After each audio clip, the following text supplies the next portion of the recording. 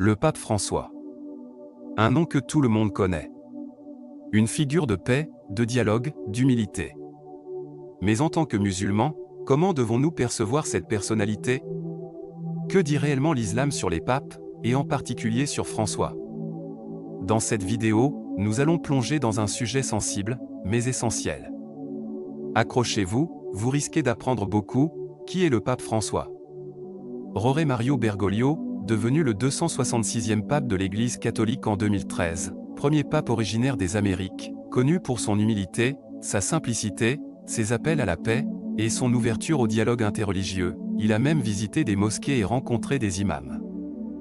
La vision islamique du christianisme, le Coran reconnaît les chrétiens comme les gens du livre, Ahl al-Kitab, Sourate 5, verset 82, tu trouveras que les plus proches des croyants par l'amitié sont ceux qui disent « Nous sommes chrétiens ». Le prophète Mohammed, paix sur lui, a accueilli des délégations chrétiennes à Médine. Le respect mutuel est encouragé, tant qu'il n'y a pas hostilité, ce que le Coran rejette chez les chrétiens.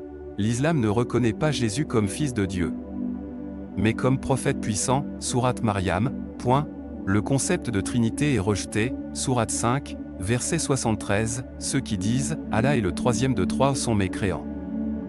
L'adoration de statues ou d'intercesseurs est aussi rejetée. Que dit l'islam sur les chefs religieux non musulmans? L'islam ne nomme pas les papes, mais préconise le respect des dirigeants religieux sincères. Les oulémas classiques ont dit que tant qu'un non-musulman ne combat pas l'islam, il doit être traité avec équité. Le pape François prône le vivre ensemble, et c'est un terrain commun, le dialogue interreligieux vu par l'islam. Le prophète lui-même discutait avec les juifs et les chrétiens. Il avait signé des traités de paix, notamment avec les chrétiens de Najran. Sourate 16, verset 125, appelle au sentier de ton Seigneur avec sagesse et belle exhortation. Le dialogue sincère est encouragé, tant qu'il ne compromet pas les fondements de l'islam. Pourquoi certains musulmans critiquent le pape François?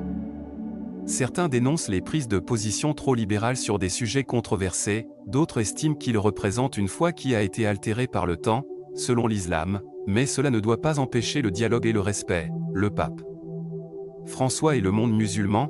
Il a signé le document sur la fraternité humaine avec le cheikh d'Al-Azhar, 2020. Il a appelé à reconnaître l'État de Palestine. Il condamne l'islamophobie et défend la dignité des musulmans. Peut-on aimer le pape François en tant que musulman? L'islam enseigne l'amour pour la justice, l'humilité et la vérité. Si un homme incarne ces valeurs, on peut l'apprécier, même s'il n'est pas musulman. Aimer une personne pour ses bonnes actions n'implique pas d'approuver sa foi. Que dit l'islam sur la mort des non-musulmans, comme le pape? La question de la mort d'un non-musulman, même pieux et bienveillant comme le pape François, est une question sensible mais très claire dans la foi musulmane. L'islam enseigne que le salut éternel ne dépend pas seulement des bonnes actions, mais de la croyance en l'unicité d'Allah, Tawhid, l'acceptation du message de l'islam et du prophète Mohammed comme dernier messager. Sourate Al-Bayyina, 98, 6, dit « Ceux qui ne croient pas parmi les gens du livre et les associateurs iront au feu de l'enfer pour y demeurer éternellement ». Cela ne signifie pas que l'islam appelle à la haine, au contraire, le jugement appartient à Allah seul.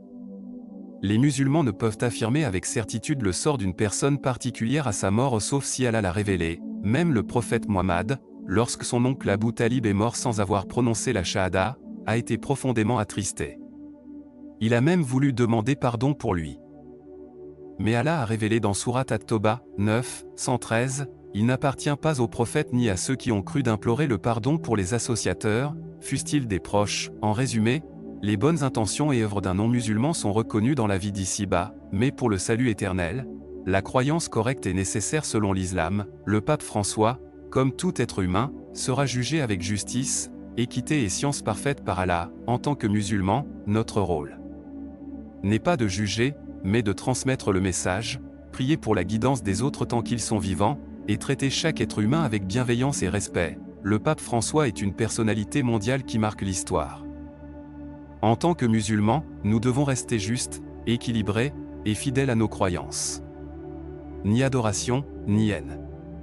L'islam nous invite à la clairvoyance, à la sagesse et au dialogue. Et toi, que penses-tu de la relation entre les musulmans et les chrétiens aujourd'hui? Partage ton avis en commentaire. Et si tu veux d'autres sujets interreligieux, abonne-toi.